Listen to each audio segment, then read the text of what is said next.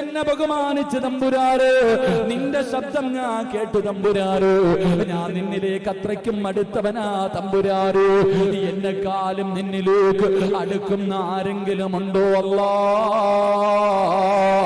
മൂസാ നബി ചോദിക്കുമ്പോ മൂസാ നബി അലൈഹിസ്സലാമിലേക്ക് പടച്ചവനെ വഹി അറിയിച്ചു കൊടുക്കുകയാണ്. അവിടെന്ന് പറയുന്ന മൂസാ, ആഖിർ സമാനാകുമ്പോൾ ഒരു കാലഘട്ടം, അവസാന കാലഘട്ടം കടന്നു വരുമ്പോ ആ കാലഘട്ടത്തിൽ ഒരു സമുദായം കടന്നു വരുന്നുണ്ട്. അതാ അവസാനം ഒരു സമുദായം കടന്നു വരുന്നുണ്ട്. അവര് നിന്നെക്കാളും എന്നിലേക്ക് അടുത്തവരാണ്. എങ്ങനെയാണ് അടുക്കുന്നതെന്നറിയുമോ? അവർക്ക് റമളാൻ എന്ന് പറയുന്ന ഒരു മാസം ഞാൻ കൊടുക്കും മൂസാ. റമളാൻ എന്ന് പറയുന്ന ഒരു മാസം കൊടുത്ത് ഞാൻ അവരെ ബഹുമാനിക്കുകയാണ്. അവരെന്നിലേക്ക് അടുക്കുകയാണ്. നീ എന്നിലേക്ക് അടുത്തതിനേക്കാൾ റമളാൻ മാസത്തിൽ നോമ്പ് പിടിക്കുന്ന മനുഷ്യനുണ്ടല്ലോ, അവരെന്നിലേക്ക് അടുക്കും മൂസാ. അല്ലാഹു പറയുന്നു, മൂസ നബിയേ,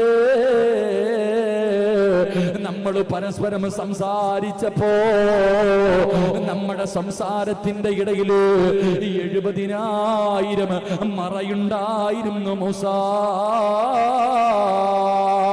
മൂസാ നബിയും അല്ലാഹുവും പരസ്പരം സംസാരിക്കുമ്പോൾ 70,000 മറയുണ്ടായിരുന്നു.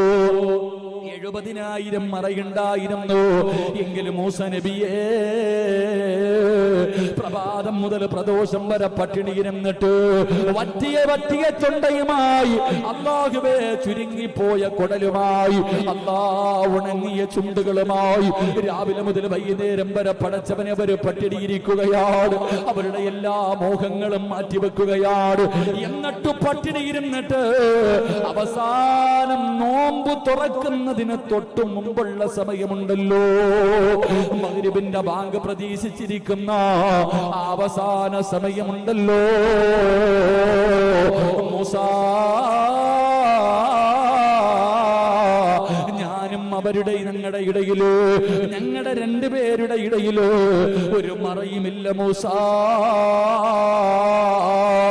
അല്ലാഹു കണ്ണിന്റെ മുന്നിൽ വന്നു നിൽക്കുന്ന സമയമാണ്, നോമ്പ് തുറക്കുന്ന സമയം. അല്ലാഹുവേ, അവിടെ